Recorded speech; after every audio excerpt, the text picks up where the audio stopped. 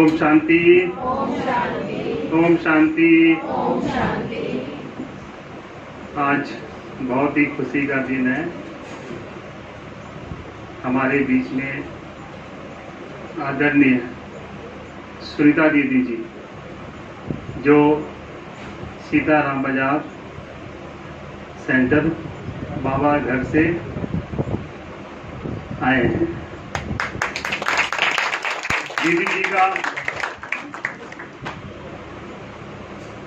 जो परिचय है वो चांदनी चौक सेंटर से सीताराम बाजार पहुंच गए। चांदनी चौक सेंटर में पहले सेवा करते थे, अब सीताराम बाजार में बाबा के घर में सेवा दे रहे हैं। दीदी जी का दिल से स्वागत है, अभिनंदन है, अभिनंदन है। दीदी जी के लिए जितना कहूँ उतना कम है। दीदी जो है बहुत बड़े दिल वाले हैं, रहमदिल हैं, खूब सेवा करते हैं।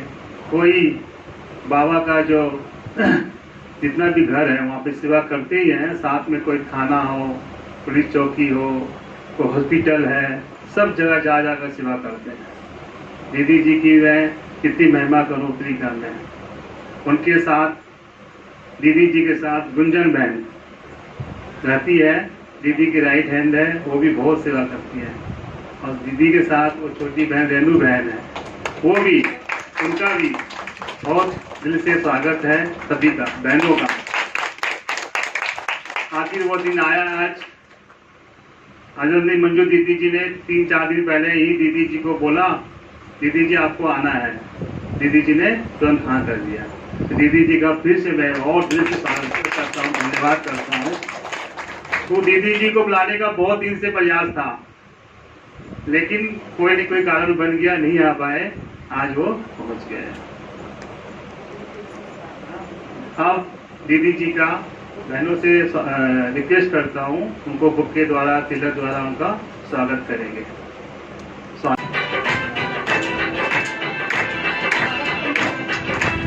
आज छोटा परिवार है, दुखी परिवार है, ब्राह्मण सारे आए हैं। ब्राह्मणों का स्वागत की रुचि, क्या नाम है रुचि की बेटी?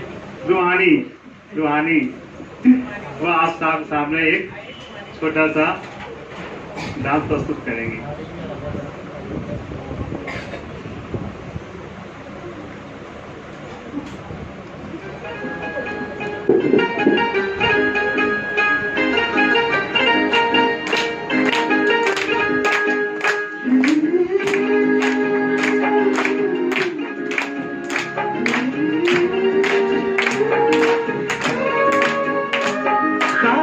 हमारे दूर से चल के जो आप आए,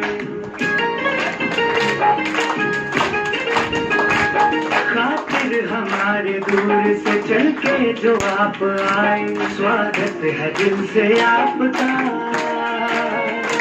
स्वागत है दिल से आपका, तशरीफ आप लाए। स्वागत है दिल से आपका, तशरीफ आप लाए, खातिर हमारे दूर से।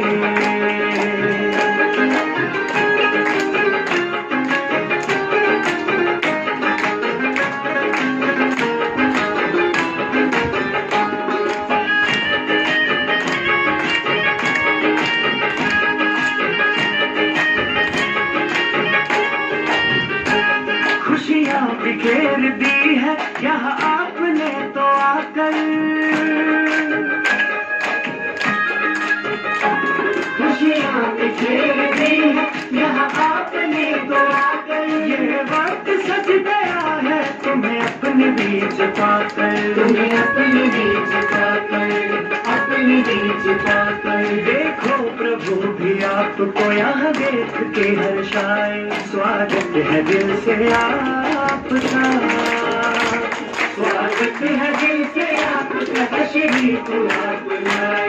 स्वागत है दिल से आपका, तशरीफ आप लाए, खातिर हमारे दूर से।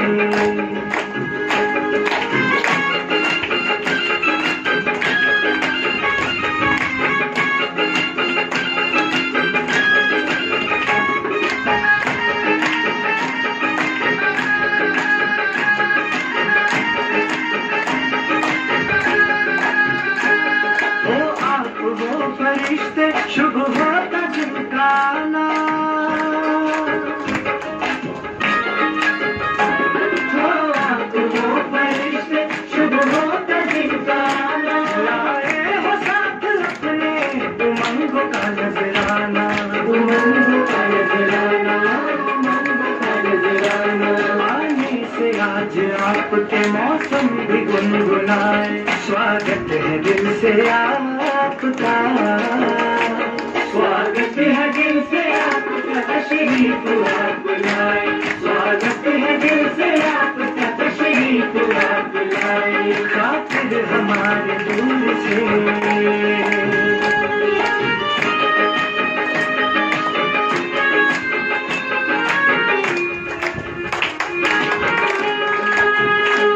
मेहमान तो जहां में है रब का रूप प्यारा।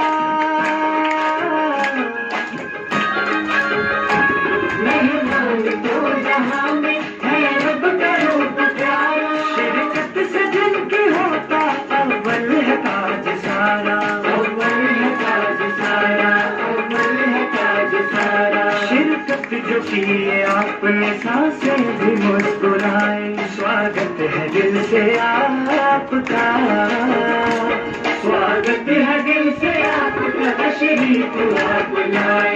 स्वागत है दिल से आपका, तशरीफ आप लाए। स्वागत है दिल से आपका, तशरीफ आप लाए।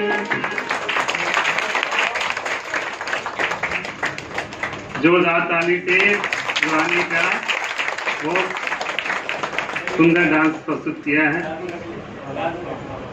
दीदी ये छोटी बच्ची है, जब भी कोई प्रोग्राम होता है ये अपना डांस जरूर प्रस्तुत करती है। इसका बहुत उमंग होता है, खुश होती है। तो अब आगे का प्रोग्राम कोई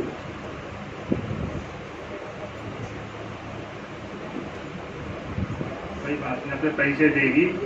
रेनू बहन जो बाबा के घर में सेवा करती है दीदी जी के साथ, वो अपना जो भी अनुभव शेयर करेंगी। रेनू बहन अपना अनुभव शेयर करेंगी और परिचय देंगी अपना, कैसे बाबा के घर में आई, कैसे सेवा करी। वो तो अनुभव सभी के पास होता है और वो दिल से अपना सुनाएंगे। ओम शांति। नाम तो भाई जी ने बता ही दिया मेरा, रेनू। और भी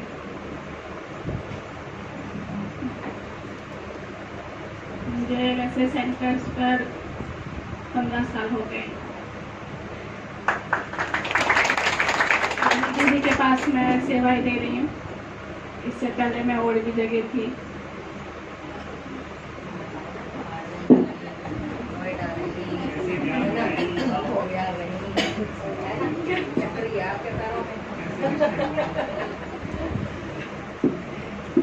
ज्ञान में तो बचपन से ही रही हूँ, क्योंकि मम्मी पापा जाएंगे तो बच्चे भी वहाँ जाते हैं, तो मम्मी पापा के साथ ही जाते रहे। और जो मेरा पहला कदम पड़ा वो पंजाब सेंटर में पड़ा था। और फिर उसके बाद पापा जी की सरकारी जॉब के कारण कहीं भी पापा को जाना होता था तो हम लोग भी जाते थे उनके साथ। फिर उसके बाद दिल्ली में आई। दिल्ली में मैं पहाड़गंज सेंटर पे रही। 2006 में मैं आई पहाड़गंज सेंटर पे, तो कुछ समय वहाँ रही। नोएडा में रही, सील दीदी के कनेक्शन से है पहाड़गंज, वहाँ पे रही। और दो साल रही मैं उधर। फिर उसके बाद मैं अंकुर विहार रेखा दीदी के पास आई। यहाँ पे काफ़ी समय रही मैं, और अभी 2 साल से मैं दीदी के पास हूँ। दीदी, मैं अंकुर विहार में जो रेखा दीदी के पास थी, रेखा दीदी सुनीता दीदी की लौकिक सिस्टर है, इनसे छोटी सिस्टर है। उनके पास उनका नेचर और इनका नेचर बहुत सेम है, अलग नहीं है। किसी मैंने देखा दोनों उनका भी नेचर बिल्कुल, उनकी जो पालना मिली मुझे वो मैं शब्दों में शायद बयान नहीं कर सकती। बहुत ही, क्योंकि उनके अंदर जो सिखाने की कला है बहुत, और दीदी के अंदर भी एक एक चीज सिखाने की है। हमेशा यही रहा इनको कि इनको ये नहीं रहा कि मैं ना सिखाऊं, नहीं बताऊं। कईयों में होता है, कई जगह है ऐसा जो नहीं आगे बढ़ाती बहनों को, लेकिन दीदी ने हर चीज बढ़ाई। दिखाया। एक बार मैं कोई चीज़ से नाराज हो गई थी तो दीदी ने कहा कि क्या हुआ, सुबह भोग लगना था, मैं कोई बात हो गई थी तो मैं नाराज हो गई थी, मैंने फिर उस दिन भोग नहीं खाया। दीदी कह रही क्या हुआ, मैंने नहीं बताया कुछ भी, क्या हुआ क्या नहीं। रात तक उन्होंने नोट किया, मैंने उस दिन खाया ही नहीं भोग और कुछ भी नहीं खाया। तो दीदी रात को कहती है तुमने नहीं खाया, क्या हुआ है? मैंने कहा कुछ नहीं, मैं खा लूँगी। कह रही नहीं तो बता। तब मैंने उन्हें बताया कारण, तो कह रही है तो बात कुछ भी नहीं है, कोई कारण था। तो उस समय उन्हें समझ में आया था, सुबह उन्हें वो हो गया था आभास दीदी को कि बात ये हुई थी कि भोग ले जाने का कुछ था। तो मैंने कहा मैं लेके जाऊंगी, लेकिन उन्होंने कहा कि नहीं आप नहीं लेके जाएंगी। तो बाबा ने ऐसा मौका दिया, मैं लेके नहीं गई, लेकिन जब भोग रख के जब वापस लाने का समय होता है तो वो चीज मुझे ही कहा गया कि आप लेके आओ। तो मैं बाबा से बोली कि थैंक्स बाबा, लेकिन मन में कुछ था। तो दीदी को आभास हो गया तो जरूर इस बात से नाराजगी है इसको। तो रात को जाके दीदी बोलती है कि ये भी कोई बात होती है, तो पहले ले जाती। मैंने कहा आपने मना किया तो मैं कैसे ले जाऊंगी।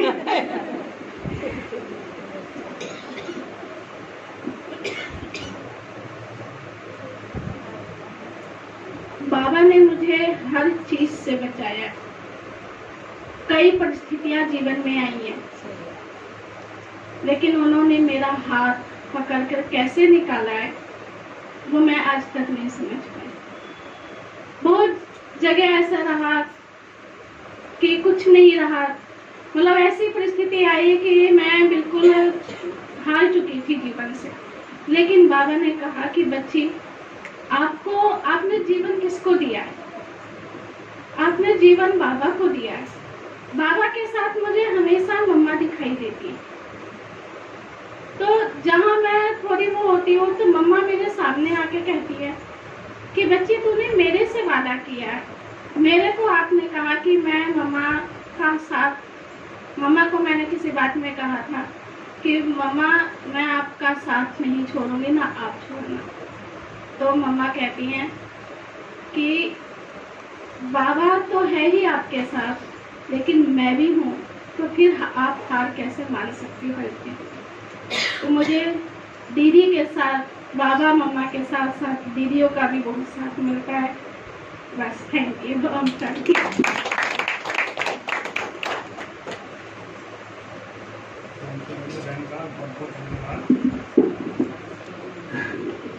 तैनू बहन का अलौकिक जन्म पंजाब में हुआ, पालना दिल्ली में सीताराम बाजार में हो रहा है। तैनू बहन तो चक्रवर्ती राजा है, सब जगह चक्कर लगा के 15 साल बाबा का बन के रह रही है। सच्चे दिल पर साहेब राय जी, क्योंकि एक परिवार है, परिवार के साथ अपना अनुभव शेयर करते हैं, क्योंकि जो भी बाबा का बच्चा है सभी अनुभवी है, कहीं न कहीं अनुभव से सब चल रहे हैं। क्योंकि बाबा का हाथ पकड़ा है तो बाबा साथ देगा ही देगा। सच्चे दिल पर साहेब राय जी। सच में दीदी की बहुत विशेषता है, मुझे पता है। तो दीदी की पालना भी मेरे को मिल रही है, मुझे पता है दीदी की विशेषता क्या। सुनाऊंगा मेरी दीदी इसमें। दीदी सच में रहनदिल बहुत है, हर एक को आगे बढ़ाती है, मैं देखा है, ये सच है बिल्कुल, कोई इसमें झूठ नहीं है। कहीं चले जाओ, कहीं भी किसी भी दीदी बात चले, दीदी आगे बढ़ाती है। कभी दीदी सोचा नहीं है, क्योंकि दीदी ने आगे बढ़ाना सिखाया लोगों को, ये सच है। और मैं अब गुंजन बहन से कहूँगा, जब से मैंने दीदी को देखा तब से उनके साथ ही देखा गुंजन बहन को भी। तो गुंजन बहन भी आज अपना, मैंने कभी तैनू बहन का अनुभव नहीं सुना, आज सुनाऊँ 2-4। अब गुंजन बहन का कभी सुना नहीं है मैंने, आज हम सब गुंजन बहन का भी अनुभव सुनेंगे। गुंजन शांति। ओम शांति। मेरा लौकिक नाम गुंजन शर्मा, अलौकिक नाम ब्रह्मा कुमारी गुंजन। तो हम 2003 से ज्ञान में, जब दादी आई थी ना नेहरू स्टेडियम में, तीनों दादियाँ आई थी, उस टाइम से हमारी माता जी को परिचय मिला। हमें परिचय मिला छज्जूपुर सेंटर से, लक्ष्मी दीदी से। वहाँ से हमारी माता जी को जो परिचय मिला, तो माता जी की जो हिस्ट्री रही वो जो दादियों की थी सेम वही रही। सेंटर जाने से मना करना, जो भी बाबा की धारणाएं हैं उसको मना करना, पिटाई होना और छुप छुप के सेंटर जाना। मम्मी चली जाती थी, पापा वहीं क्लास में पहुंच जाते थे, वहीं से उठा के लेके आते थे। फिर हम दौड़े दौड़े भागे भागे जाते थे मम्मी को बुलाने, नंगे पैरी भाग जाते थे। फिर बस मम्मी को देखते ही देखते हमें भी लगन लग गई। हम तो पढ़ते थे, शायद पहली दूसरी क्लास में थे। ये जो बच्ची ने डांस किया है इससे थोड़े से बड़े। बस मम्मी को देखते ही देखते लग गए हम भी लाइन में। और कभी भी हमें मम्मी ने कभी भी कहा नहीं कि बाहर का भोजन नहीं करना, कुछ करा ही नहीं। माना किसी को देख के होता है ना, वो हमने मम्मी को देख देख के ही मम्मी को कभी कहने ही नहीं पड़ा। कहते कहते ही बस मम्मी करती थी, हम भी लाइन में लगे रहे। फिर हमें याद ही नहीं है कि हमने कब से क्या क्या चीज तो खाई नहीं, टेस्ट ही नहीं पता। ये चाउमीन ये सब कुछ भी ये सब पता ही नहीं है, क्योंकि छोटे से ही कुछ खाए नहीं, पार्टियों का खाने का भी पता नहीं है। फिर पढ़ते रहे, एमए कर लिया, फिर कोई ऐसा विचार नहीं था कि बाबा का बनेंगे। फिर एक बार हम माउंट आबू गए, जो बता रहे ना रेखा दीदी के साथ ही गए थे हम। रेखा दीदी के साथ माउंट आबू गए। अभी कोई मन में विचार नहीं था कि ब्रह्मा कुमारी हम बनेंगे, ये था कि ये जीवन अच्छा है। फिर हम माउंट आबू गए तो दीदी दिख गए हमें। दीदी को देखा तो ऐसा लगा कि जैसे कोई जादूगर नहीं होता, जैसे किसी लड़की को कोई लड़का पसंद आया, बिल्कुल वही स्टोरी है। तो दीदी ने मेरे को बोला कि आप क्या मेरे साथ चलोगे? तो मैंने कहा हाँ मैं चलूंगी। कुछ ना आगे सोचा ना पीछे सोचा, कुछ भी सोचा ही नहीं। और फिर बोला चलेंगे। और फिर दीदी ने बोला तो दीदी तो मेरे को रात को सपनों में भी दीदी दिखाई दे। रात भर की नींद मेरी उड़ गई माउंट आबू में। और बस यही लगे कि दीदी के साथ ही मेरे को जाना है। और एमए का एक कर लिया था ईयर, सेकेंड ईयर था, ये भी चिंता नहीं कि मेरे को एग्जाम देने हैं। और मैं 15-20 बच्चे थे, उनको ट्यूशन पढ़ाती थी। जनवरी का टाइम था, बाबा मिलन में गए थे। और ये भी नहीं चिंता कि वो बच्चों को भी पढ़ाना है। बाबा बोलते हैं छोड़ो तो छूटे, हम पकड़ के रखते हैं, हम पकड़ के रखते हैं उस डाली को, छोड़ो तो छूटे। उधर से फोन आते थे कि हमारे बच्चों के एग्जाम आप करा दो, मार्च में एग्जाम होते हैं ना, फिर आप दीदी चले जाना। पर मुझे तो कुछ वो लगता ही नहीं था कि हाँ उनको भी पढ़ाना है, वो भी जिम्मेवारी मेरे को ये पसंद आ गया। फिर दीदी की ट्रेन उसी दिन की, हमारी ट्रेन 10 बजे की, दीदी की ट्रेन 1 बजे की रात, आला हजरत ट्रेन है ना उसकी थी। फिर दीदी ने रेखा दीदी बोले मेरे साथ चलेगी, हमारे सेंटर पर रहेगी ये कन्या, और मैं कहूँ कि मैं इनके साथ रहूंगी। वो कहे कि हमारे साथ रहना, क्योंकि मेरा घर उनके पास ही था। बोला कि आप वहीं रहना, पास में भी है घर और ये दूर है। दीदी ने भी बोला आप पहले वहां रहो। फिर मैंने कहा नहीं, मुझे तो आपके साथ ही चलना है। और मैं कभी कहीं सेंटर पे भी नहीं रही। फिर मैं जिस दिन से उस सेंटर पे गई, मेरे को कभी लगा ही नहीं कि मैं नई जगह आई हूँ। फिर दीदी ने कहा अच्छा कुछ दिन रह लेना। दीदी ने मेरे को ये बोला जैसे चल रही हो ना मेरे साथ वैसे ही रह के दिखाना, कि चल तो ऐसे जिद से रही हो, कभी 2-3 महीने में चली जाओ। फिर मैं आई थी 5 जनवरी को। 5 जनवरी को आई तो कुछ दिन बाद ही, 14-15 दिन बाद मेरी मम्मी मेरे को लेने आई, क्योंकि मैं एक ही बेटी हूँ, 2 भाई और 1 बेटी। तो मम्मी ने बोला कि अब मैं इसको लेने आती हूँ। सेंटर पे आई, उन्होंने मेरा चेहरा देखा और मैं तो बहुत खुश थी। पहले मैं पतली भी थी और सेंटर पे आके मोटी भी हो गई, अच्छी हो गई। तो फिर मम्मी ने मेरे को देखा, मम्मी ने कहा अब तो, उन्होंने बोला चलना है, मैंने कहा नहीं चलना। मेरे को शुरू से ही अटैचमेंट ही नहीं रहा और कभी भी हम मम्मी से दूर नहीं रहे। कभी नानी के, बुआ के, किसी के भी नहीं गए, तो उस बच्चे में कितना अटैचमेंट होता परिवार वालों से। पता नहीं क्या बाबा का जादू था, हमें मेरा हाथ बाबा ने पकड़ा। फिर दीदी की पालना ऐसी रही, कभी घर की याद आई ही नहीं। आज तक भी लगता नहीं है घर जाने के लिए, ऐसा लगता है कि क्या है, टाइम वेस्ट है, मन नहीं लगता। तो वो चलता रहा। आज हमें 8 साल हो गए, 2016 में आए थे दीदी के पास, और वो जो है ना, सब कुछ बहुत अच्छा रहा, सब कुछ मिला। बोलते हैं ना, जो लौकिक वाले दिन थे वो दिन भी कितने प्यारे थे, और ये दिन तो बहुत बहुत बहुत प्यारे। जब देखो क्या छोड़ा, कुछ भी नहीं छोड़ा, अपनी एक माँ को छोड़ा, कितनी माँ बैठी है, 2 भाइयों को छोड़ा, इतने भाई है, जितना वो भाई नहीं सुनेंगे इतने ये भाई सुनते हैं, एक बात पे ही सुनते हैं। एक पिता को छोड़ा, क्या कितने पिता मिल गए, ये हमारे भाई भी है, पिता भी है, सब कुछ है। वो वाली शादी करते क्या मिलता है, गहने मिलते, कुछ मिलता। अब बाबा ने दिव्य गुणों के गहनों से प्रतिदिन बाबा आकर हमें सजाता है, हम खुद सजते हैं और आप लोगों को भी सजाते हैं। तो बाबा से बस यही है कि उस दिन मैं रेखा दीदी के पास गई, दीदी ने बोला कि क्या चाहिए, आप माना आपका वो हुआ समर्पण, तो उसके बाद आप पहली बार आए। तो मैंने कहा दीदी सब कुछ है, कुछ भी लेने की वो नहीं है, सब कुछ है, सब भरपूर है, बस ये ब्लेसिंग दो कि जिस मार्ग पर हम चल रहे हैं ना, बस हमें वो सद्बुद्धि से वो मार्ग हमारा सुलभ होता चले, उसमें कोई भी माया रूपी विघ्न आए ना, क्योंकि यंग एज है ना।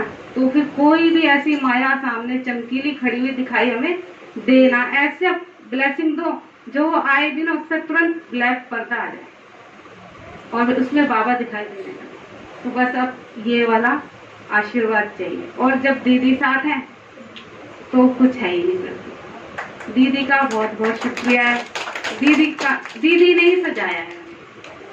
हम तो बिल्कुल भी खाली थे, कोई पता ही नहीं था योग क्या होता है, ये अव्यक्त वाणी तो बिल्कुल ही समझ नहीं आती थी, गोल था। मम्मी बोलती थी बैठो मुरली में, ऐसा लगता था कब मुरली खत्म हो जाए भागो, और अब ऐसा लगता है मुरली और बढ़ जाए और बढ़ जाए। दीदी ने ऐसा तैयार किया। अब ये है कुछ शब्दों द्वारा है, गीतों द्वारा आपके लिए भी है, ये अपने आप ही बाबा ने गीत। एक दिन मुरली में आया कि मरना तेरी गली में, जीना तेरी गली में, अगर फिर मर गई फिर जीना तेरी गली में, तो फिर उस गली में से निकलना भी तो पड़ेगा। मर जाते हैं तो फिर निकाल देते हैं ना उस गली से, दूसरी गली में जाएंगे। तो वो जो गलियां हैं वो मर जाएंगे, तो वो माया की गलियां थी, तो उसमें से मर गए। तो माया से बोलते हम बाबा का हाथ पकड़ के, तेरी गलियों में ना रखेंगे कदम आज के बाद, तेरी गलियों में ना रखेंगे कदम आज के बाद। क्या तारीख है? 14 अप्रैल 2024। दीदी को, बाबा को सामने रख के, दीदी को सामने रख के प्रतिज्ञा करते हैं। यहाँ पे हाथ रखो। तेरी गलियों में ना रखेंगे कदम आज के बाद, तुझसे मिलने को ना आएंगे हम आज के बाद, तेरी गलियों में ना रखेंगे कदम। वो रो रही है खड़ी खड़ी।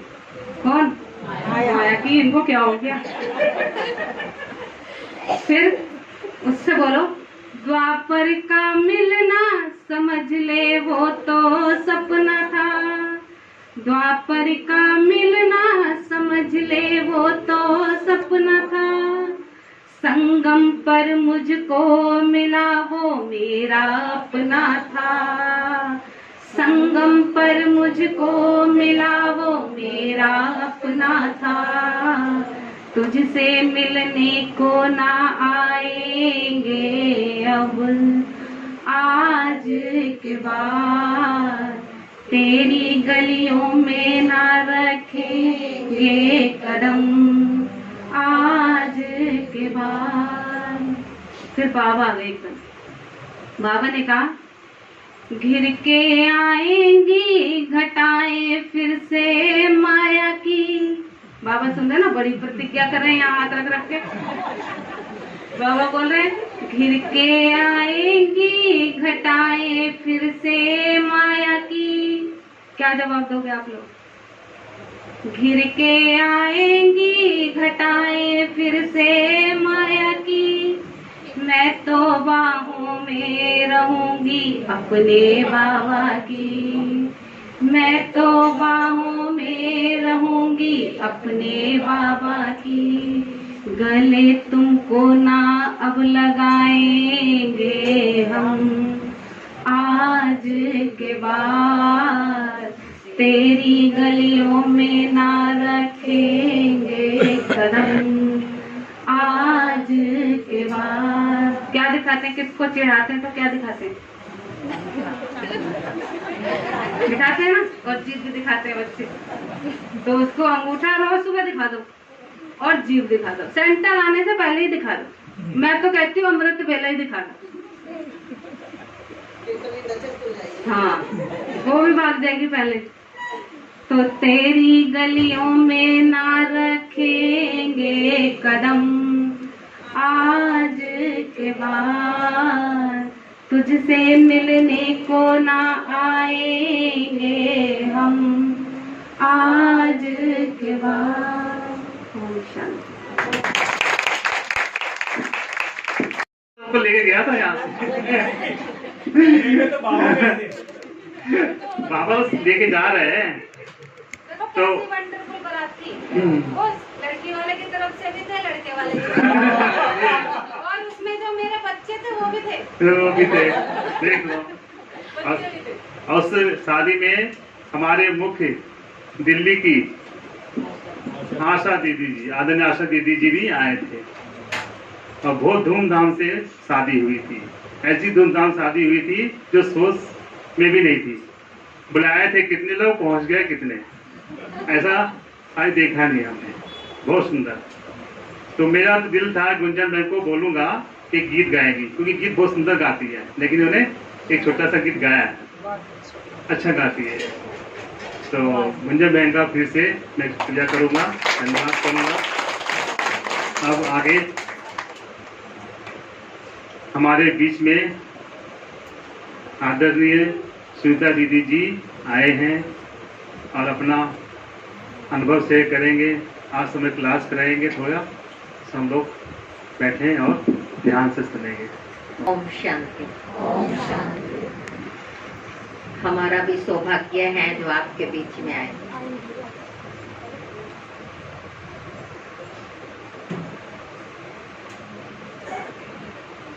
सुनते तो बहुत समय से थे प्रियदर्शनी विहार में सेंटर, लेकिन मौका आज मिला। बहुत अच्छा है और ये फुलवाड़ी भी बहुत अच्छी है। हम तो चाहते हैं कि ये फुलवाड़ी और दिन दोगुनी रात चौगुनी उन्नति करे, आगे बढ़ती रहे और फिर और भी बड़ा स्थान मिले।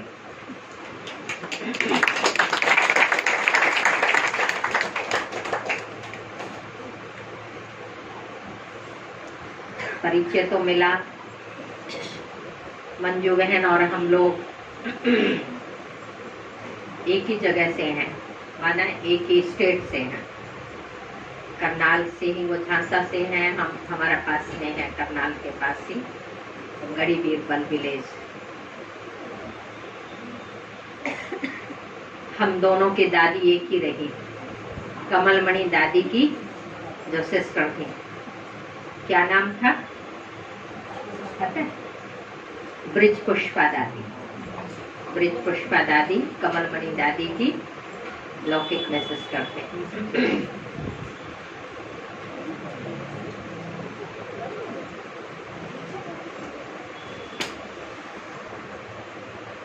दादी जी की पालना मिली, ड्रामानुसार दिल्ली में आना हुआ और दिल्ली में भी चांदनी चौक में 18 वर्ष वहाँ सेवाएं दी और अब 18 वर्ष इधर सेवाएं देते हो गया है सीताराम बाजार में। तो बाबा अपने बच्चों को निमित्त बनाते हैं, क्योंकि हम सबका लक्ष्य तो यही है कि बाबा का परिचय हम जन जन को दें। लेकिन जैसे आज की मुरली में बाबा ने कहा है, अगर कर्मातीत बनना है तो कंट्रोलिंग पावर और रूलिंग पावर अपने जीवन में धारण करनी है। हमें अपने आप को चेक करना है कि मेरे अंदर कितनी कंट्रोलिंग पावर है, रूलिंग पावर है। क्योंकि हम दूसरों को कंट्रोल तब कर सकते हैं जब पहले हम अपने आप को कंट्रोल करें। हमारा जो ये ईश्वरीय ज्ञान है, ये बहुत गहरा ज्ञान है। पहले स्वयं पर फोकस करते हैं, उसके बाद दूसरों को बताते हैं। बाबा हमें यही कहते हैं कि अपने को परिवर्तन करो। आज भी कहा, हर रोज अपनी इंद्रियों के दरबार लगाना। जैसे बाबा इंद्रियों के दरबार लगाते थे, तो हमारा विचार चल रहा था कि कर्म इंद्रियों के दरबार तो हम लगा लें, लेकिन साथ साथ जो सूक्ष्म शक्तियां हैं उनकी भी दरबार हमें लगानी है। तो टोटल 8 शक्तियां हो गई, 8 कर्मचारी। बाबा ने कहा ना, 8 कर्मचारी, मन, बुद्धि, संस्कार, आंख, मुख, नाक, कान और हाथ। तो 8 कर्मचारियों को हम चेक करें। मेरा इस पर बहुत समय से पहले भी विचार चलता था और चलता है अब भी। यदि मन रूपी कर्मचारी के ऊपर हमारा विशेष कंट्रोल हो तो सारी इंद्रियां अपने आप ही कंट्रोल हो सकती है, क्योंकि मन बहुत मनमानी करता है। इसीलिए बाबा ने मंत्र भी दिया है, मन मना भाव। क्या कहा? मन मना भाव। बाबा ने पहले ये नहीं कहा तन मना भाव, क्या कहा? मन मना। मन को मेरे में लगा दो बस, तो बाकी सब बाबा का हो जाएगा। जहाँ मन जाएगा वहाँ तन अपने आप जाएगा, वहाँ धन भी अपने आप जाएगा, वहाँ संबंध भी अपने आप जाएंगे। हमें केवल अपने मन को बाबा में लगाना है। ये मन बहुत मनमानी करता है, तो इसके ऊपर थोड़ा सा विचार चला कि कैसे हम इस मन को कंट्रोल करें। अगर मन कंट्रोल हो जाएगा ना, तो बुद्धि अपने आप ही कंट्रोल हो जाएगी। कई बार मन मनमानी करता है, बुद्धि उसको समझाने की कोशिश करती है, नहीं ये काम मत कर, लेकिन फिर भी मन मानता नहीं है, फिर कर बैठता है। फिर हमारे बुद्धि भी कहते हैं चल कर ले, फिर हमारे संस्कार वैसे ही बन जाते हैं। और ये एक साइकिल है जो हमारा फर्स्ट डे का चैप्टर है। मन द्वारा सोचा हुआ, बुद्धि द्वारा समझा हुआ, कर्म जो हमने किया वैसा हमारा संस्कार बना। तो मन, बुद्धि, कर्म, संस्कार, फिर जैसा संस्कार वैसा हमारा मन सोचता है। आप चेक करेंगे, तभी तो बाबा बोलते हैं ना, पुराने संस्कार स्वभाव हमारे निकल आते हैं। तो जैसे हमारे संस्कार होते हैं, जैसे किसी के संस्कार है चोरी करने के, तो जहां भी जाएगा क्या करेगा वो, उसकी प्लानिंग वही चलेगी, है ना, मन वही सोचेगा। किसी के संस्कार है आध्यात्मिकता के, आप जैसे कहा जहां भी जाओगे क्या सोचोगे, इसको भी किसी तरह बाबा का बना दो, कुछ तो दे ही दो, चलो कोई गिफ्ट ही दे दो, आपकी बुद्धि में वही विचार आएंगे। तो जैसा जो होता है, कोई सिंगिंग वाला होता है, उसके संस्कार सिंगिंग के हैं, तो जहां भी जाएगा वहां से वो उठा लेगा। डांसिंग के हैं, उसका जहां भी जाएगा वो संस्कार, उसका मन वही सोचेगा। तो जैसे, इसलिए बाबा बोलते हैं जैसे संस्कार वैसे फिर थॉट, वैसे ही विचार मन में आता है। तो बहुत गहरी बाबा ने हमें ना ये कर्म फिलॉसफी समझाई है कि मन, बुद्धि, कर्म, संस्कार, फिर जैसे संस्कार वैसा मन सोचता है। फर्स्ट डे का चैप्टर है ये हमारा, और अंतिम पेपर भी हमारा इसी का होना है। बाबा कहते हैं ना, फर्स्ट और लास्ट एक ही सब्जेक्ट है, एक ही क्वेश्चन है कि मैं आत्मा अपने आप को कितना समझती हूँ। तो आज की जो सारी मुरली है बहुत गहरी है कि हम बाबा के कहने पर कितना चलते हैं। कल की मुरली, परसों की मुरली भी ऐसी ही थी जो बहुत गहराई में लेकर के गई। तो आजकल जो मुरलियां चल रही हैं, और योग योग बाबा कहते हैं नहीं करो। आज भी बाबा ने कहा ना 4 घंटे की बात नहीं कर रहा हूँ, 4 घंटे बाबा ने कहा ना, पर 2 घंटे भी बच्चे कहते हैं बाबा 2 घंटे, है ना, 2 घंटे भी नहीं। ट्रैफिक कंट्रोल में भी मन भाग जाता है, खड़े शरीर तो खड़ा हो जाता है, मन खड़ा नहीं होता है। मेन है मन को कंट्रोल करना। मन को साधेंगे, मन साधे सब सधे। दुनिया में कहा जाता है मन को जीते, मन के जीते जीत है, मन के हारे हार है। बाबा ने यहाँ इसको चेंज किया था, माया के जीते जीत है, माया के हारे हार। हमें माया पर जीत पानी है। तो बाबा ने कहा कि हमें अपने आप को चेक करना है। तो ऐसा पुरुषार्थ हमारा चल रहा है, क्योंकि हम देख रहे हैं, अभी भाई सब मेरे को बोल रहे थे रास्ते में, अब तो लड़ाई शुरू हो गई है ईरान और इराक की भी रात से। पहले ही रशिया और यूक्रेन की चल रही है, वो अभी तक बंद नहीं हुई। जो चालू हुई है विश्व में वो बंद नहीं हो रही है। इजराइल और हमास का वो भी चल रहा है। अभी कहते हैं ईरान और इराक का चालू हो गया है। तो अब सृष्टि कहाँ जा रही है, और इसका इफेक्ट पूरे विश्व पर आता है। कहीं भी लड़ाई लगती है, कहीं भी आग लगती है, तो उसकी चपेट में सब आते हैं। लेकिन बाबा ने तो हमें पहले से ही तैयार किया हुआ है, इसलिए हमारे ऊपर इतना असर नहीं आता है ना। हम ये कहते हैं तो होना है, हम सब मेंटली प्रिपेयर हैं। चाहे वो प्राकृतिक आपदा आ जाए, चाहे वो इस प्रकार की कोई लड़ाई छिड़ जाए, हमारा मन जैसे सुनते हैं क्या कहते हैं, ये तो होना है। तो बाबा ने हमें पहले ही कहा हुआ है, तो हम प्रिपेयर हैं। लेकिन क्या हम उसके लिए प्रिपेयर हैं जो आज बाबा ने कहा कि विश्व महाराजन बनना है? कौन बनेगा विश्व महाराजन? जो यहाँ स्वराज्य अधिकारी होगा। तो मैंने चेक किया, यदि हम अपने माइंड को यह कमांड दे देते हैं, अपने मन को, कि मुझे ये नहीं खाना है, मुझे ये नहीं देखना है, मुझे ये नहीं सुनना है, मुझे यहाँ कुछ ऐसा कर्तव्य में हाथ डालना ही नहीं है, तो क्या होगा? नहीं। एक बार मैं चांदनी चौक में थी, लाल मंदिर है ना, उसके नीचे बहुत बड़ा हॉल है। शिवरात्रि के अवसर पर आपको पता है गौरी शंकर मंदिर और लाल मंदिर दोनों बिल्कुल पास पास ही हैं, दीवार से दीवार में।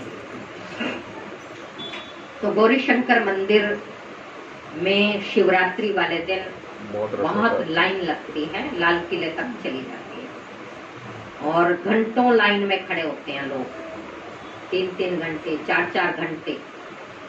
तो हमें परमिशन मिल गई थी, एक जैन भाई सेंटर पर आते थे, उनके द्वारा लाल मंदिर में नीचे का हॉल मिल गया प्रदर्शनी लगाने का। वो हमारी ऐसी सेवा हुई थी उस एरिया की कि जितने भी वहां पर लाइन में खड़े थे, मुझे लगता है सब ने प्रदर्शनी देखी होगी, और जितना भी सेंटर पर लिटरेचर था सारा बिक गया। फर्स्ट मेरा भी एक्सपीरियंस था ऐसा। और एक भाई वहां से आए और प्रदर्शनी समझी, मैं तो उस समय छोटी थी, ज्यादा बड़ी नहीं थी, तो प्रदर्शनी समझाई। वो मेरे पीछे पड़ गए कि आपने मेरे को इतना अच्छा ज्ञान सुनाया, मैं आपको जरूर कुछ दूंगा। हमने कहा आप क्या देंगे, आप ये किताब ले लो, कोई बात नहीं है, उसके पैसे दे देना। तो नहीं मैं कुछ दूंगा, क्या देंगे भाई। तो मुझे सेंटर पर आना था, बड़ी दीदी वहां थे, तो मेरे साथ आए कंवर जी के, वहां से उन्होंने मिठाइयाँ ली। हमने कहा भाई हम तो खाते नहीं है, तो ये आप लेकर के क्या करते, नहीं मुझे देना है। तो उन्होंने वो खरीदा, मेरे को दिया, तब वो आत्मा गए। तो बाबा हमें कहते हैं कि ऐसे भी लोग होते हैं। फिर किसी ने मेरे से पूछा आपके यहाँ नीचे कंवर जी की देसी घी की मिठाइयाँ बनती है, आपका कभी मन नहीं करता है? नेचुरल या खुशबू आती रहती है ना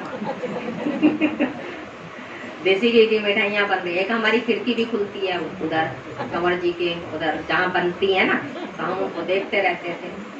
छोटी सी खिड़की है हमारा नीचे ना, वहाँ पर। तो कई बार हम पूछ भी लेते थे भाई ये कैसे बना रहे हो। तो हमने अपनी चेकिंग की, हमारा मन करता है। अपने आप को मैंने देखा, हमारा कभी मन नहीं गया कि हम यहाँ से कुछ लेकर के खाएं। एक से एक मिठाइयाँ होती हैं, इनका तो अनुभव है भाई का, है ना है ना। दीदी को बता रहा था कि मैं इस गली में आता था काफी, और इस गली ये खा के जाता था। मैं चटोरे पने के हमारे वो थे, सुना रहे थे। तो अभी भैया की भी खासियत है, इतना इन्होंने वहाँ का भोजन खाया है। सारी दीदी भैया का अनुभव भी अभी यही है, मतलब वो उन गलियों में जाते हैं लेकिन एक भी ख्याल नहीं आता खाने का। तो भैया के लिए भी तारीफ।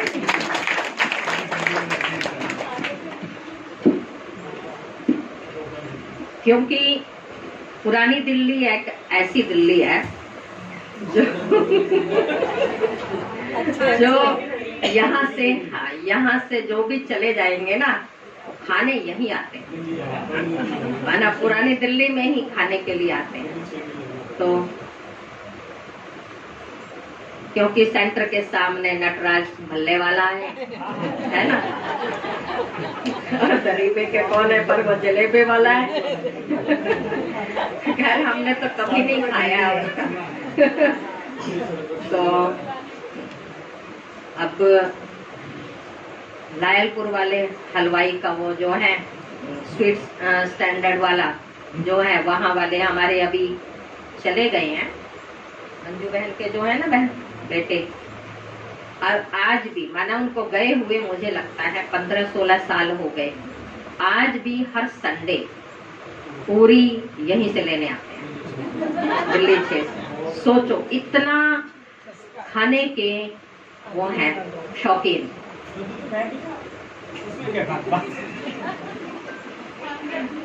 हम ये कहते हैं अब नहीं, अब तो इधर आ गए ना आप, और अब बाबा ने छुड़ा दिया। नहीं अब तो लेके आता हूँ, बच्चे खाना तो उनके लिए लेके आता हूँ और मेरे सामने खाते हैं। हाँ, पर आपका मन नहीं करता।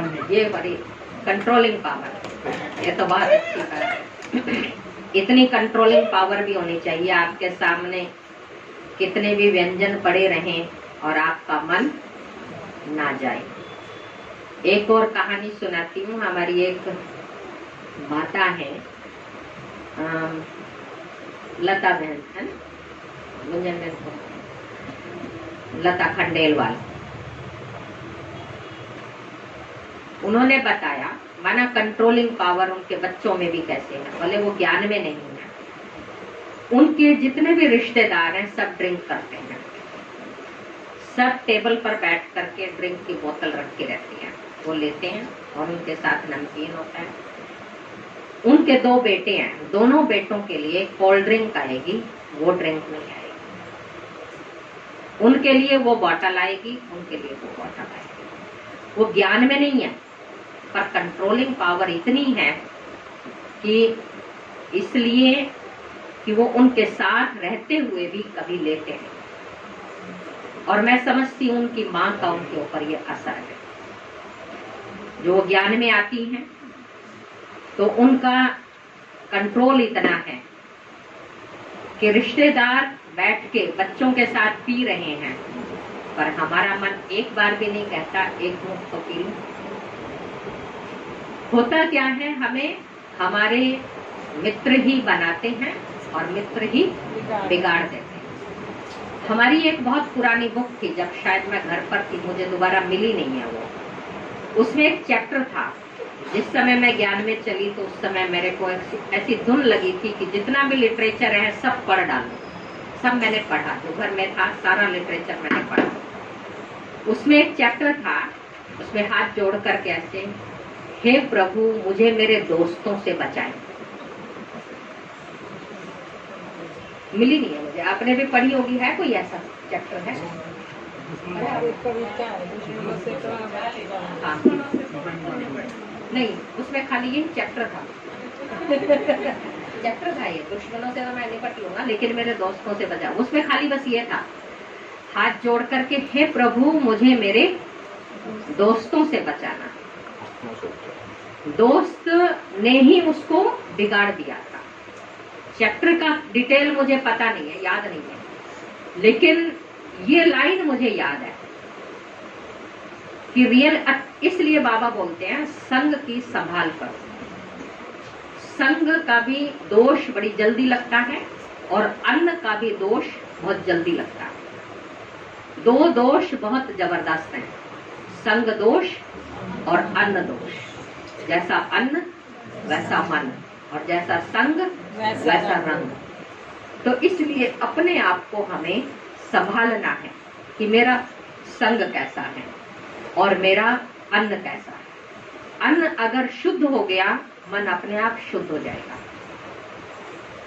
लेकिन अन्न को भी शुद्ध करने के लिए धन भी शुद्ध चाहिए, कमाई भी शुद्ध चाहिए। इसलिए जैसा धन वैसा अन्न, और जैसा अन्न वैसा मन, और जैसा मन वैसा तन। क्योंकि अन्न तन को बनाता है। जैसा हम खाते हैं तो वैसा फिर हमारा तन बनता है। तो बाबा हमें ये समझाते हैं कि इन दो चीजों की बहुत संभाल रखो। तो जो आज की सारी मुरली है, इसका यदि विचार सागर मंथन किया जाए, कंट्रोलिंग पावर और रूलिंग पावर, इंद्रिय जीत, ये हमारा ही यादगार है। और एक और मेरा विचार चलता है इंद्रिय जीत के साथ साथ, जो आजकल हमारे क्या त्योहार चल रहा है, नवरात्रों के साथ साथ रामनवमी अभी आ जाएगी, है ना। पहले अष्टमी आएगी, फिर रामनवमी। राम की कहानी क्यों है, राम और रावण की? अभी अगले नवरात्रे आएंगे तो उधर रामलीला शुरू होगी, इधर नवरात्रे शुरू होंगे। क्यों? दोनों का क्या आपस में कनेक्शन है? विचार किया? देवियों के रावण मरता है तो विजयदशमी मनाई जाती है। पहले अष्टमी मनाते हैं, फिर नवमी मनाते हैं, फिर विजयदशमी मनाते हैं। क्यों है? 10 विकारों पर जीत पाई। और बिना शक्तियों के सहयोग से दशानंद को आप नहीं जीत सकते, और दशरथ बने बिना आप दशानंद पर विजय प्राप्त नहीं कर सकते। दशरथ अपनी 10 इंद्रियों का मालिक बनकर के ही दशरथ बनकर के ही मैं दशानंद को मार सकती हूँ, और बिना शक्ति के सहयोग से नहीं मर सकता। रावण को मारने का उपाय है शक्ति। आज भी बाबा ने कहा, बाबा को क्या कहते हैं, ऑलमाइटी अथॉरिटी। तो सर्व शक्तियां बाबा में हैं। जहां बाबा है वहां सर्व शक्तियां हैं, और जहां सर्व शक्तियां हैं वहां दुश्मन हमारे पास आ नहीं सकता। दुश्मन धराशायी हो जाएगा, तभी विजयदशमी होगी। तो बहुत गहरी कर्म फिलॉसफी है। और जो ये हम त्योहार मनाते हैं, ये भी बहुत गहरे हमारे हिंदू धर्म को, हमारे आज लोग बोलते हैं ना सनातन धर्म को आगे बढ़ाते हैं। अगर ये नहीं होता तो सनातन धर्म शायद गायब हो जाता। कुछ हमने इसको बचा करके रखा, और ब्रह्मा कुमारी ने तो अब पीड़ा ही उठा लिया कि हमें वही आदि सनातन देवी देवता धर्म की अब पुनर्स्थापना करनी है। लेकिन बाबा की याद के बिना वो स्थापना नहीं हो सकती। बाबा ने अभी योग भी कट कर दिया, 2-3 बार आया ना मुरली में कि योग नहीं कहो, याद। अपने पिता को याद करना है ना। पिता को याद करने के लिए स्पेशल कोई प्रैक्टिस तो नहीं है, स्पेशल कोई मंत्र तो जाप नहीं करते हैं। पिता तो चलते फिरते भी याद रह सकते हैं ना। और जहाँ प्राप्तियां होती हैं वहां अपने आप ही उसकी याद आती है, जिससे हमें इतना सुख मिला है, जिससे हम व्यर्थ के खर्चों से, व्यर्थ की बातों से, आज बाबा ने कहा ना, व्यर्थ सोचना और अलबेलापन, और 3 बातें और उसमें नेगेटिव अपने आप आ जाता है। और 3 बातें और बताई, क्या? सेवा जब आप करेंगे, मनसा सेवा अपने आप होगी, वाचा सेवा भी होगी और कर्मणा सेवा भी होगी। कब? जब हम बाबा की याद में रहेंगे। जब बाबा ने कहा ना योग का चार्ट, याद का चार्ट हमारा ठीक होगा, 4 घंटे का होगा, तो ये तीनों सेवाएं अपने आप हो जाएंगी। हम कहते हैं ना सेंटर पर भाई बहने नहीं आते हैं, बाबा कहते हैं आप बस तपस्या में लग जाओ, अपने आप उनको हमारी चलन और चेहरे से कशिश होगी।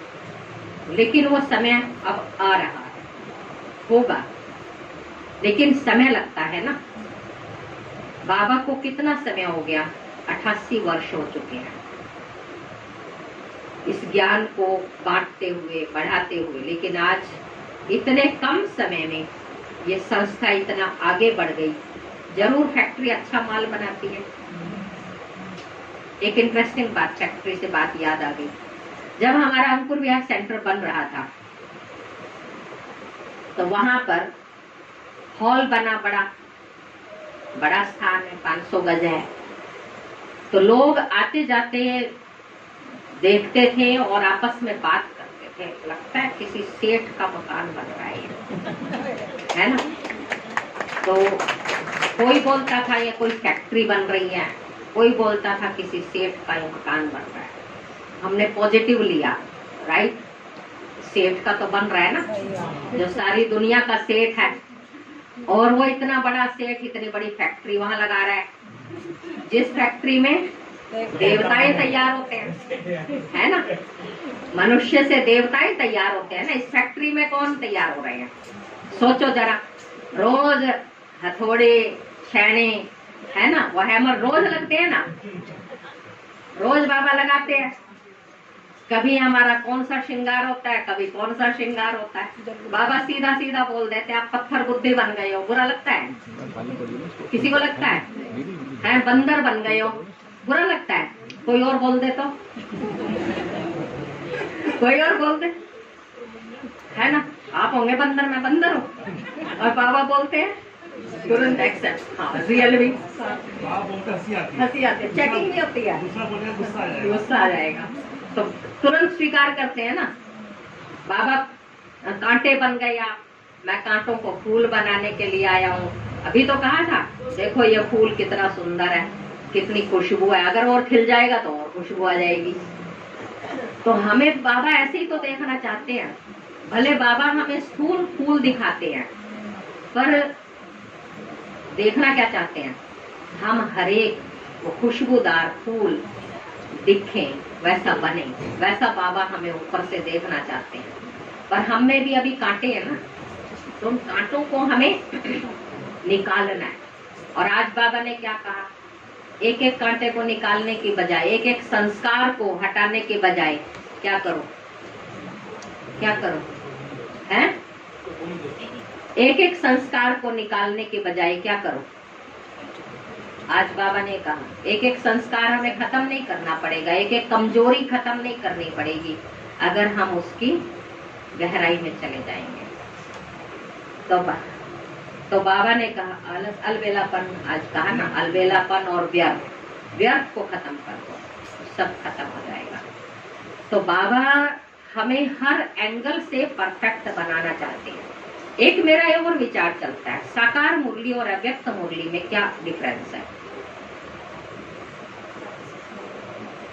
अभी हमारी गुंजन बहन बोल रही थी कि मेरे को अव्यक्त मुरली समझ में नहीं आती थी, और अब ऐसी समझ में आती है कि और चलती रही, छोटी हो गई है।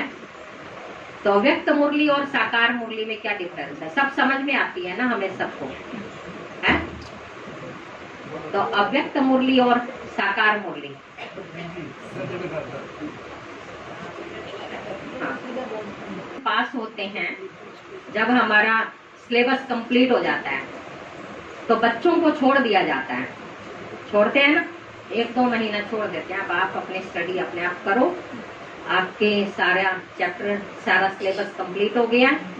हाँ, जहाँ कोई समझ में ना आए वहाँ आप मेरे पास आ जाना और वो पूछ लेना, और टीचर तैयार रहते हैं, आपने सबने अनुभव किया, ठीक है।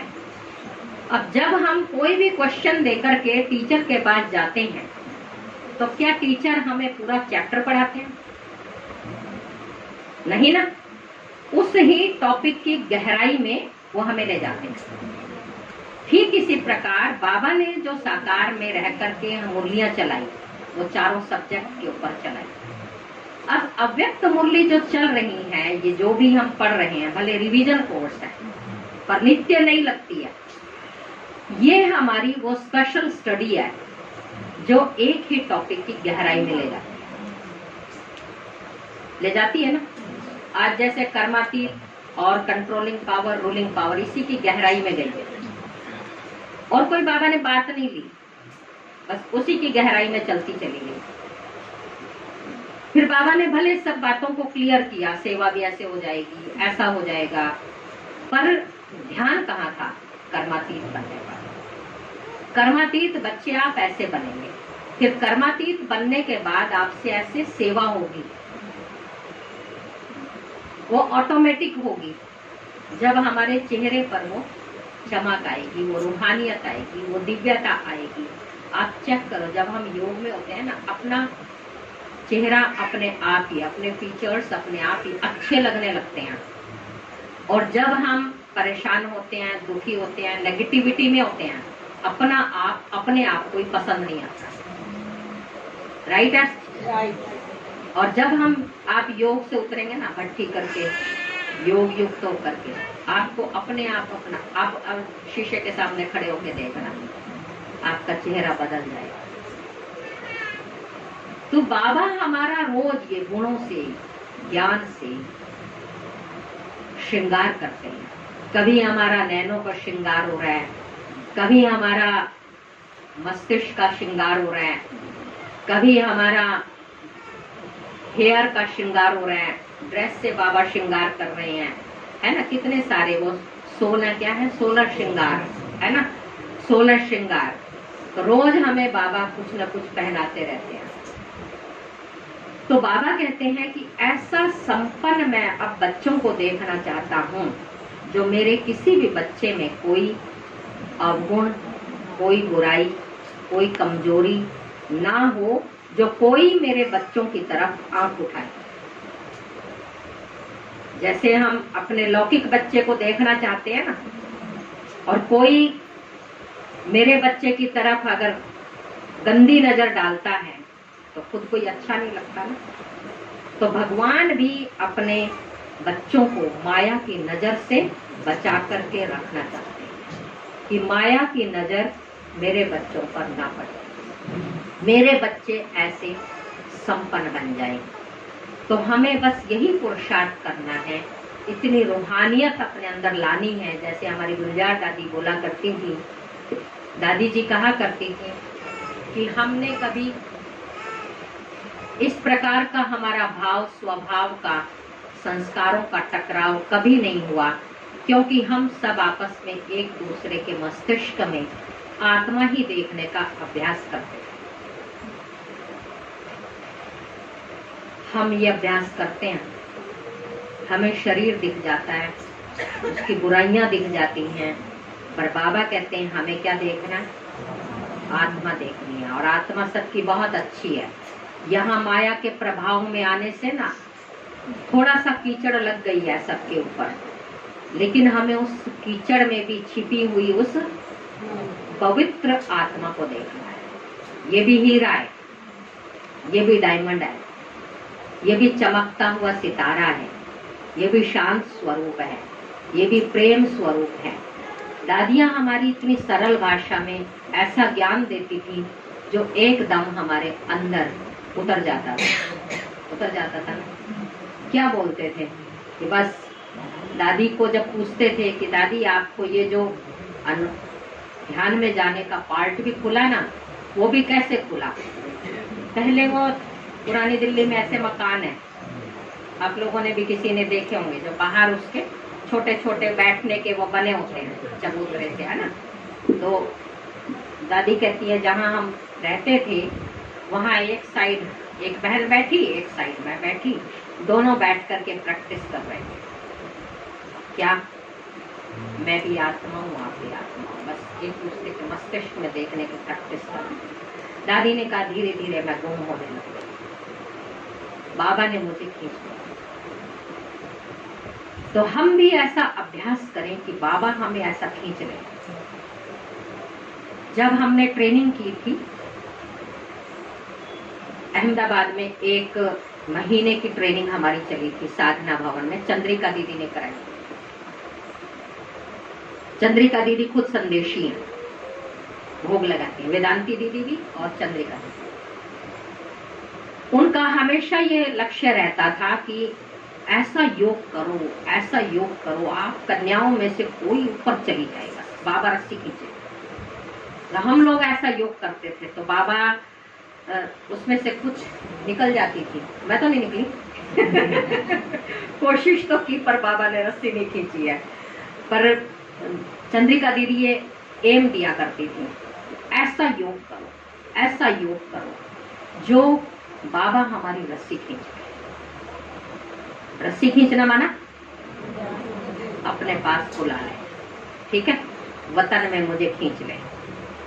तो हम लोग पुरुषार्थ करते थे, बस चारों ओर से जैसे हमारा मन ऐसा हटा देते थे कि बस बाबा ही बाबा नजर आई, इतना गहराई में जैसे वो ले जाते थे। एक बार उन्होंने कब्रिस्तान वाला योग कराया, सुना है ना? नहीं। किस किस ने सुना है कब्रिस्तान वाला योग? मंजू बहन करा देंगे आप लोगों को। कब्रिस्तान वाला योग जो होता है उसमें सब लेट जाते हैं, जीते जी मर जाओ, कब्र में चले जाओ, है ना। और फिर बाबा और मम्मा सबको दृष्टि दिया करते थे, सबको लेटा देते थे और फिर बाबा और मम्मा, एक फोटो भी है उसका, हिस्ट्री हॉल में होगा शायद, हिस्ट्री हॉल में तो नहीं है, हाँ कमलमणि दादी भी करवाते हैं। हाँ, तो ऐसा योग जब कब्रिस्तानी योग, तो बाबा और मम्मा सब लेटे हुए हैं, सब आंखें खोल के बस एकदम शिथिल होकर के लेटे हुए हैं, शरीर से एकदम डिटैच। और बाबा मम्मा आए, सबको दृष्टि दे रहे हैं। अब कोई कोई उस दृष्टि से उड़ जाता था, ठीक है, उड़ जाता था माना ध्यान में चले जाते थे। फिर वो बाबा की कशिश में आ जाते थे, जैसे वो रास कर रहे हैं, उठ करके बैठ गई हैं। एक बहन साधना भवन में ऐसी थी, वो कभी भी ध्यान में चली जाती थी। बस में है, बस में चली गई तो उसका ध्यान रखना पड़ता था, एक्सेस ही जाती थी वो, दिन में कई बार चली जाती थी। एक बार क्या हुआ, वो ध्यान में चली गई और हम लोग सारी अपने नोटबुक लेकर के उसके पास पहुंच गए, सारी कन्याएं, मेरे बारे में लिखना बाबा क्या बोल रहे हैं आंखें तो बंद, और वो सबकी डायरी में लिखे, सबकी डायरी में आंखें बंद होते हुए जैसे सब लिखती जा रही है।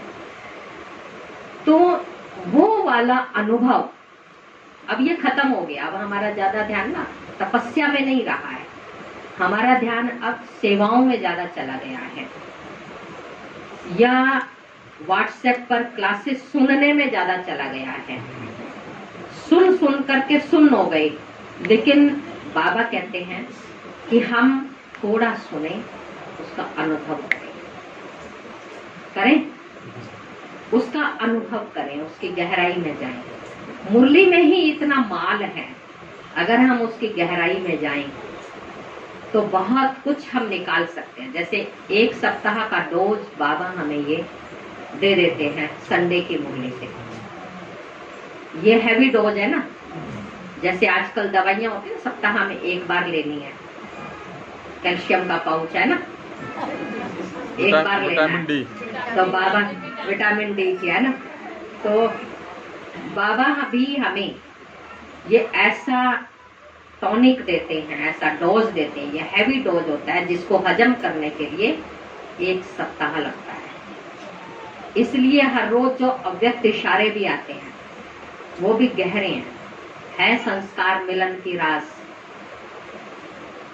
हमें यही तो करना है। यहाँ जब संस्कार मिलन की रास होगी तभी बाबा के भी प्रिय बनेंगे और ईश्वरीय परिवार के भी प्रिय बनेंगे और अपने लौकिक परिवार के भी प्रिय बनेंगे। बाबा कहते हैं ना 3 सर्टिफिकेट चाहिए, बाप पसंद, स्वयं पसंद, परिवार पसंद।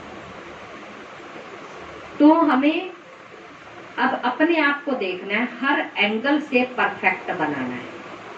अभी भी बाबा ने कहा था ना, श्री कृष्ण के हाथ में तो मुरली है। बाबा ने शब्द नहीं बोला था, और श्री राम का बोला था कि उनके हाथ में धनुष बाण क्यों दिया है, धनुष क्यों दिया है। ये हम सबको पता है कि वो योद्धा भी युद्ध करते करते शरीर छोड़ दिया। यानी हम सभी अब योद्धा हैं। योग में बैठते हैं ना तो अंदर युद्ध चलती है, बाहर की युद्ध नहीं है, हमारी अंदर की युद्ध है। और जो उस युद्ध में विजयी बन गया उसके हाथ में मुरली आएगी। और जो उस युद्ध में ही शरीर छोड़ देता है वो धनुष संभालेगा। तो क्या करना है, धनुष संभालना है, मुरली बजानी है, मुरली बजानी है या धनुष संभालना है। योद्धा है कि योगी है, योगी है। अब तो बाबा ने हाथ उठवाए हैं बाबा ने हाथ उठवाए अच्छे से और फिर साथ में बोल दिया हाथ की लाज रख लेना। ये भी तो बोल दिया, हाथ तो उठा लिया। और मेरे पास तो ऐसी जादू की टीवी है जो सबका फोटो उसमें आ जाता है। यहाँ की जो टीवी है उसमें सबका हाथ नहीं आता है। तो बाबा हमें ये कहते हैं कि जो हम कहते हैं ना वो हम करें। और जब हम वो करते हैं तो बाबा भी खुश होते हैं, हम खुद भी खुश होते हैं, हमारे संबंधी भी खुश होते हैं। तो ये है हमारा पुरुषार्थ कि हमें अपने मन, वचन, कर्म को कैसे श्रेष्ठ बनाना है, कैसे अपने अंदर कंट्रोलिंग पावर लानी है। यही हम सबका अनुभव भी है और यही हम सबका पुरुषार्थ भी है। और इसी में हमें आगे बढ़ना है। तभी हम इस भारत को विश्व गुरु बना सकते हैं। तभी यहाँ राम राज्य की स्थापना हो सकती है। तभी ये दुनिया स्वर्ग बन सकती है। स्वर्ग का बीड़ा, स्वर्ग बनाने का बीड़ा आदि सनातन देवी देवता धर्म की स्थापना करने का बीड़ा केवल एक बाबा ने और हम बच्चों ने उठाया। तो है ना, अपने लिए क्लैपिंग तो करना।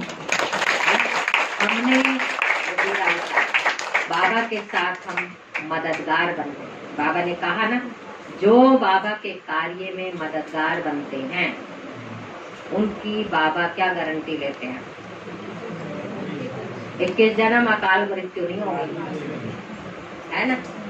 अपनी आयु पूरी करने पर ही शरीर छोड़ेंगे, अपनी सब जिम्मेवारियां पूरी करने पर ही शरीर छोड़ेंगे। अकाल मृत्यु 21 जन्म तो होगी नहीं और द्वापर युग में भी नहीं होगी भाई। ये तो कलयुग में थोड़ा सा होता है जो अकाल मृत्यु होती है और उसी समय फिर बाबा आकर के हमें संभाल लेते हैं। बाबा ये कहते हैं 3/4 सुख है, केवल 1/4 दुख है। और उसमें भी जितना सुख हमें अब मिलता है इतना सुख पूरे कल्प में नहीं मिल सकता।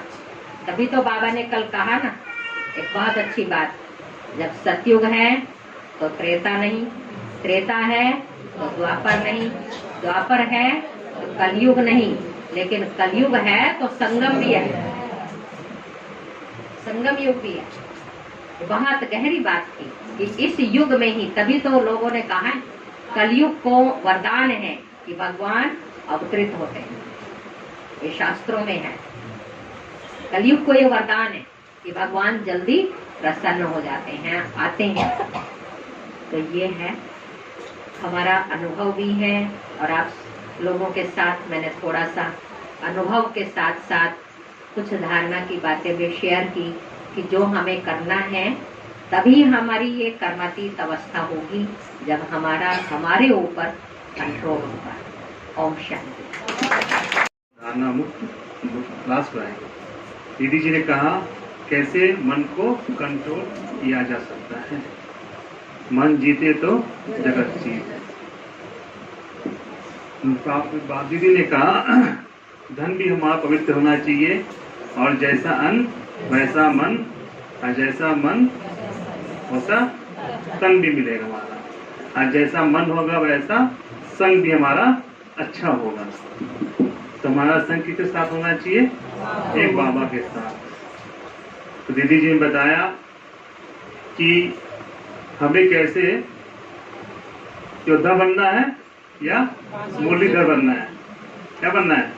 युद्ध करने वाला या राम बनना है या श्री कृष्ण बनना है? श्री। तो क्या करना है बताओ?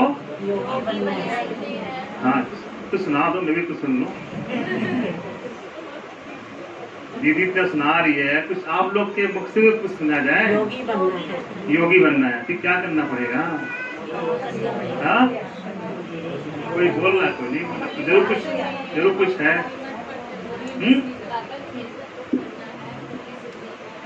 नाम लेके बोल दूं क्या बोल दूं? दीदी का कहने का अर्थ है, बाबा का कहने का अर्थ है कि हमें रोज मुरली सुननी है। कहाँ? घर में? ऑनलाइन? कहाँ? बाबा के घर रोज मुरली सुननी है, चाहे कुछ भी हो जाए। आनंद बाबा के घर में लेना है, ठीक है? तभी आप श्री कृष्ण जैसा बनोगे। दीदी ने क्या कहा? जैसा सोचोगे वैसा बनना है, ऐसा नहीं सुन के सुन नहीं हो जाना है। तो बाबा घर आके सुनना है, तभी श्री कृष्ण जैसा बन पाएंगे। कहने का अर्थ ये है। किसी को देर तो नहीं हो रही है? किसको देर हो रही है बता दो। दीदी जी कह रहे हैं, मंजू दीदी ने कहा कान में मेरे आके कि देर न हो जाए। देख लो पक्का। देखो ऐसा चांस बार बार नहीं मिलेगा। अगर आधा घंटा भी लेट हो जाए तो कोई बात नहीं, क्योंकि आप सबका भोजन आज यही है। भोजन बनाने की जरूरत भी नहीं है। मंजू दीदी ने बहुत तगड़ा इंतजाम किया सबके लिए, ठीक है? तो डरने की बात नहीं है। तो मैं दीदी जी के लिए कुछ कहना चाहूंगा, आदरणीय सुंदर दीदी जी के लिए। दीदी जी जो है सिंपल और सोबर, बहुत बड़ी बड़ी सेवा करती है, लगती सिंपल है। आज जो है हमारी शॉप चौड़ी बाजार में है, तो दीदी जी ने सारे स्टाफ की सेवा की हुई है, सबको क्लास भी है, कोर्स कराया हुआ है, और कई साल हो गए। हर सतगुरुवार को मैं भूल जाऊं पर दीदी कभी नहीं भूलती है। मैं तो हमेशा याद करता हूँ दीदी का फोन सतगुरुवार वाले दिन जरूर आना है, चाहे और किसी दिन आए या नहीं आए। पता क्यों आना है? भोग ले जाओ कि भेज दो किसी स्टाफ को, आज भोग ले जाए। ये है दीदी जी। और हर साल बाबा की शॉप पर दीदी झंडा जरूर फहराते हैं। दीदी जी आते हैं, साथ में सारी बहनें आती हैं, और हाँ कहीं भी हो, दीदी सेंटर में हो, बाहर हो, कहीं भी हो, दीदी का फोन जरूर आ जाएगा, शाम को जरूर आएगा। तो दीदी जी ऐसे हैं, सबका ध्यान रखते हैं, चाहे छोटा हो बड़ा हो कैसा भी है, फोन जरूर ध्यान रखते हैं, कुछ भी हो जाए। इसीलिए मैं दीदी जी का बहुत आभारी हूँ, बहुत बहुत थैंक्स दीदी करता हूँ। आज हमें दीदी जी को मंजू दीदी ने बुलाया और आया, और हमें आज ये कुछ सुनने को मौका मिला। तो आप तो चाहेंगे दीदी जी फिर आए? कौन चाहेगा? हाँ सब चाहते हैं, ठीक है दीदी जी। फिर अभी चक्कर लगा लेना कभी। अब नवरात्रा चल रहा है तो हमारे सामने आज दिव्या जी आए हैं। इनको आज खूब अच्छी तरीके से सजाएंगे, श्रृंगार करेंगे। 16 श्रृंगार बाबा ने कहा है करना है रोज।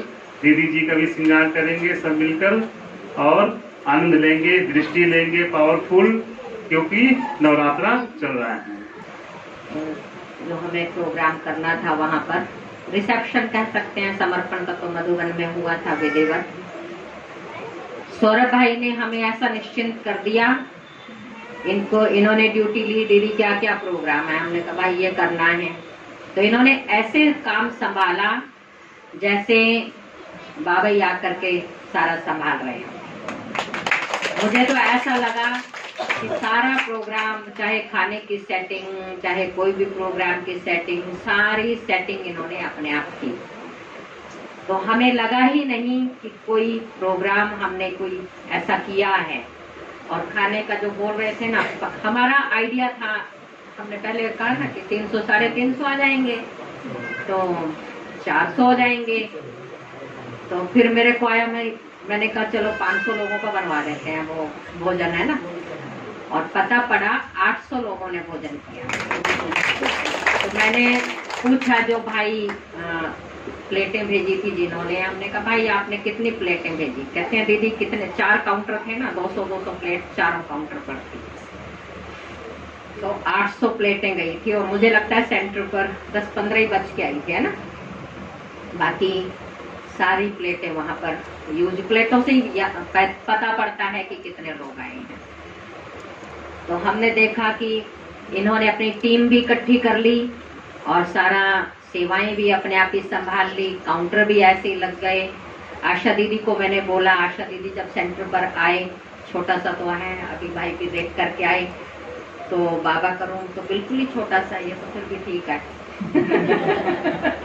वो तो बहुत छोटा, हाँ तो बड़े हो। मैं तो यहाँ भंडारे रखती हूँ। हाँ इतना सही। हाँ और जहाँ तक सौरभ भाई है बस यहाँ बाहर आएंगे।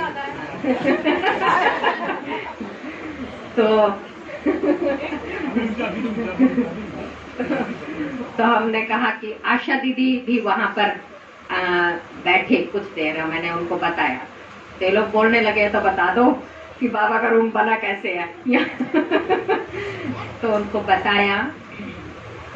पर ईशू बहन जो साथ में आई थी आशा दीदी के, तो वो बता रही थी कि आशा दीदी यहाँ देख करके बोल रही थी कि बहनों सीखो कि बहनें कैसे रहती हैं, कैसे संभालती हैं। तो उनके पॉजिटिव वाइब्रेशंस थे और पॉजिटिव उन्होंने लिया कि कैसे बाबा का छोटा सा स्थान है और बाबा कैसे सेवा कराते हैं। और क्या किया ना, थोड़ा दाता एग्जाम्पल, दीवार के अंदर है थोड़ी सी बगैर अलमारी बना दी है, इतनी सी बुक रखने के लिए। बाबा को पता कैसे बनाया है उन्होंने? दीवार था, दीवार के अंदर थोड़ा सा जो है दीवार तोड़ के कैसे बनाया है वो भूल गया थोड़ा सा। दीवार तोड़ के और दीवार के अंदर बाबा बना दिया है और यहाँ बैठने का बस। मैं कमाल है दीदी, दीवार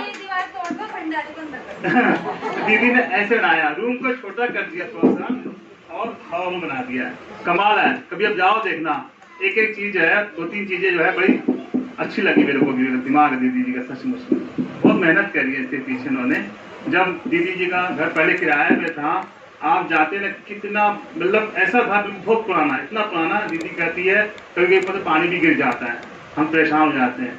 दीदी की तपस्या, योग तपस्या से बाबा घर अभी दीदी ने लिया है, 4-5 साल ही हुए होंगे, 4-5 साल ही हुआ है।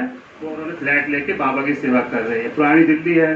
दीदी कहती है मैं इतनी सेवा करती हूँ, भाई बहन आते हैं कहीं और शिफ्ट चले जाते हैं, फिर क्लास उतनी की उतनी रह जाती है, क्लास हमारी बढ़ती नहीं है। जितनी जगह है उतनी ही जगह हमारी हो जाती है। पर दीदी देखो कि सेवा करती है, बाहर जा जाके फील्ड में जा जाके सेवा करती है। कहीं चले जाओ, फ्री से में जाएगी, कहीं चले जाओ। अब दीदी पता है दीदी पार्किंग कहाँ मालूम है आपको? दीदी का वो गेस्ट आता है, पता कहाँ रुक जाती है? गाड़ी खड़ी होती है, कहाँ होती है मालूम है? अगर दीदी ने कोई प्रोग्राम करना होगा तो दीदी के जो गेस्ट आएंगे गाड़ी खड़ी होती है थाने में। दीदी कहती है वहाँ पार्किंग है, वहाँ गाड़ी लगा देना, कोई बात नहीं, मैंने फोन कर दिया है वहाँ पे, आप जाओ गाड़ी लगा दो। ये है दीदी जी की विशेषता। दीदी का कांटेक्ट छोटे लोगों से नहीं है, बड़े बड़े लोगों से है। ऐसे डायरेक्ट बात करती है, कोई भी होता है तो फोन कर देती है। आए भी थे गुंजन की समर्पण समारोह में, सारे आए थे, वहाँ पे बैठे भी थे। ये है तो कहूँ ना विशेषता सुनाओ तो बहुत विशेषता है, मैं भूल जाता हूँ। का प्रोग्राम था, एक भाई ने गाड़ी खड़ी कर रखी, मैंने बोला कि आप ये गाड़ी हटा लो, तो फिर बोले मैं नहीं हटाऊंगा, मेरी और कहीं नहीं, मेरी तबीयत खराब है। मैंने कहा अच्छा आप मत हटाओ, हम थाने वाले को फोन कर देते हैं। वो भाई डर गया। हमने कहा आपकी गाड़ी थाने में करवा देंगे हम अभी, तो फिर वो डर गया, नहीं मैं हटा लूंगा। हमने तो वैसे बोला था ना थाने में आपके हम खड़े करवा देंगे, वो डर गया। हमने बोला पार्क करवा देंगे आपकी उसमें। अभी भी नशा मुक्ति अभियान की जो गाड़ी आई थी ना, वो 2 दिन थाने में खड़ी हुई। तो लास्ट डे जब हम खड़ी कर रहे थे तो एक पुलिस वाले भाई आए, तो उन्होंने कहा क्या हुआ दीदी, ये आपकी गाड़ी अंदर क्यों करवा दी? हमने कहा यहीं खड़ी होती है। चार्जिंग में लगा रहे हैं, क्योंकि वो कहते मैंने सोचा कहीं ये पकड़ तो नहीं ली। नहीं, यहाँ खड़ी हो गई। तो वहाँ सेफ भी है, और SHO ने हमें बोला हुआ है कि आपकी 12 गाड़ियाँ यहाँ पर खड़ी हो सकती हैं। अच्छा बड़ा है पीछे, तो उनकी गाड़ियाँ हैं खड़ी होती हैं। अब जो भी नए SHO आते हैं सब सहयोगी बन जाते हैं। ओम शांति।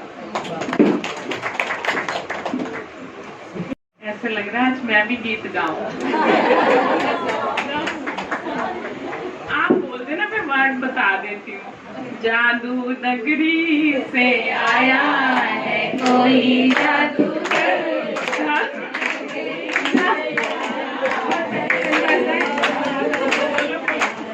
आई पहली बार भर के आंखों में कुमार, जादू नगरी से आई है प्यारी दीदी जी, जादू नगरी से आई है प्यारी दीदी जी।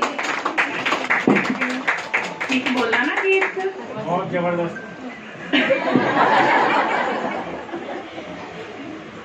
सचमुच बाबा तो जादूगर हैं। बाबा के बच्चे कितनी जादुई शक्तियां प्रयोग में लाते हैं। जहां बाबा ने बिठाया उसी स्थान को आप कितना विशेष बना रहे हैं। ऐसी विशेष खूबियां बाबा ने आप में सजाई हैं। तो एक बार दिल से जोरदार ताली दीदी के लिए।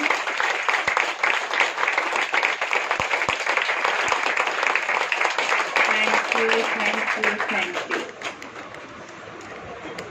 दीदी कितने निर्माण हैं।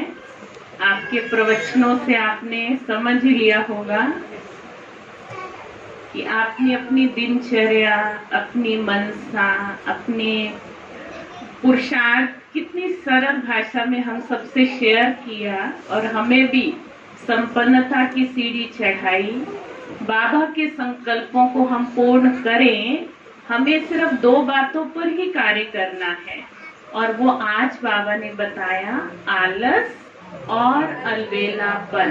ये 2 बीमारी ब्राह्मणों को हैं।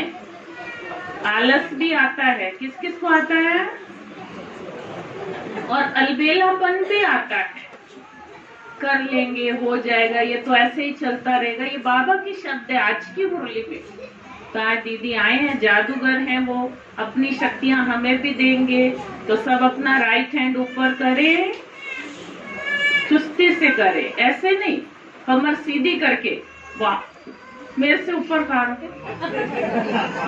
ठीक है, अभी दीदी से दृष्टि लेते हुए, वतन से शक्तियां भरते हुए धीरे धीरे नीचे आ जाएं, और अपना हाथ अपने मस्तक पर रखते हुए एक सुंदर विचार।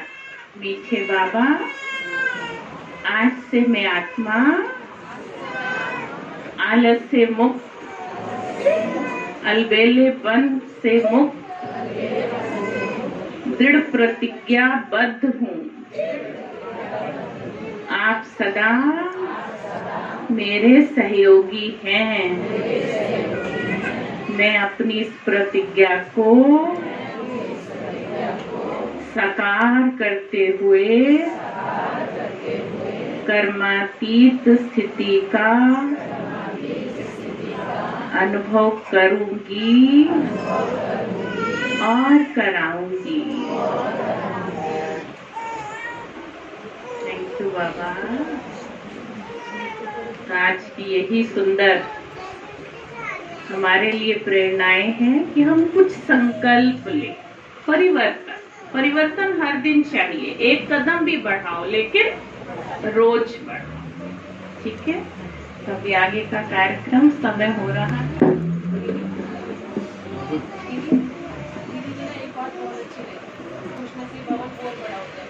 जैसे हमने दीदी की भी सुना, लेकिन अलौकिक में किसी का छोटा होगा ना वो कभी नहीं कहेगा कि बड़ा हो।